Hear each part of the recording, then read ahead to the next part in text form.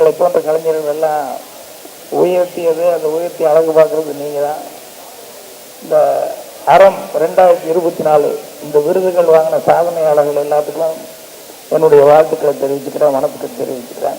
அதே மாதிரி இந்த விருது வழங்கின நம்ம அறம் நல்லமணி அவர்களுக்கும், அவருக்கு இவ்வளோ பெரிய விழா எடுக்கிறதுக்கு யாரெல்லாம் கூட உறுதுணையாக இருந்து தோல் கொடுத்து உதவுனாங்களோ அவங்களுக்கும் என்னுடைய வணக்கத்தை தெரிவிச்சுக்கிறேன். அதே மாதிரி வந்திருந்து எல்லாரும் யாருக்கு கொடுக்குறாங்க என்னன்னு சொல்லி எதிர்பார்த்து வந்திருப்பீங்க. நானே பேராசிரியர் பேசுறதை எதிர்பார்த்து வந்தேன் நான். ஆனால் வர்றது கொஞ்சம் லேட் ஆகி போச்சு. ரோஜா பூ வாடும், மல்லிகை முல்லை வாடும், செண்பகம் வாடும், ஆனால் வாடாத பூ ஒன்று தேடினேன், அது இருக்கும் இடம் தேடினேன். அந்த வாடாத பூவை கண்டேன், இருக்கும் இடத்தையும் கண்டேன்.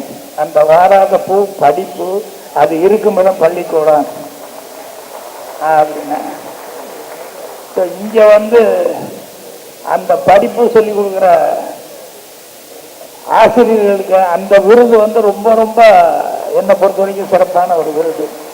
ஏன்னா நான் இன்னைக்கு வளர்ந்ததுக்கு இவ்வளவு தூரம் எனக்கு அஸ்திவாரம் போட்டதெல்லாம் வாத்தியார்கள் தான்.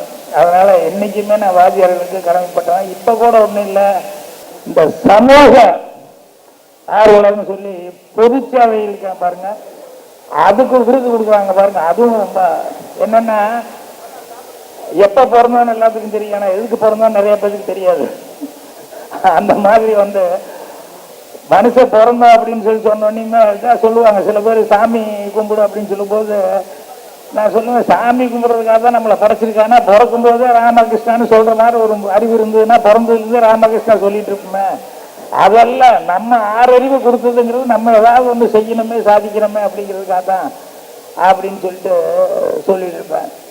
இப்போ இன்னைக்கு இந்த சமூக ஆர்வலர்கள் அவங்கெல்லாம் உதவி செய்கிறவங்கெல்லாம் என்னன்னா, தனக்குன்னு இல்லாமல் பொது சேவை அப்படிங்கிறதுல அவங்க மனம் வச்சு பண்ணுறதுனால தான் இன்னைக்கும், அதாவது அவங்க மறைஞ்சாலும் அவங்களுடைய புகழ் மறையாமல் இருக்கும். அதனால தான் இன்னைக்கு காமராஜர் நம்ம அமரர் ஜீவாலேருந்து பொருட்கள் எம்ஜிஆர்லேருந்து எல்லாருமே இவங்களெல்லாம் சொல்றதுக்கு காரணம் என்ன அப்படின்னா, தனக்கென வாழாத மனிதர்கள்.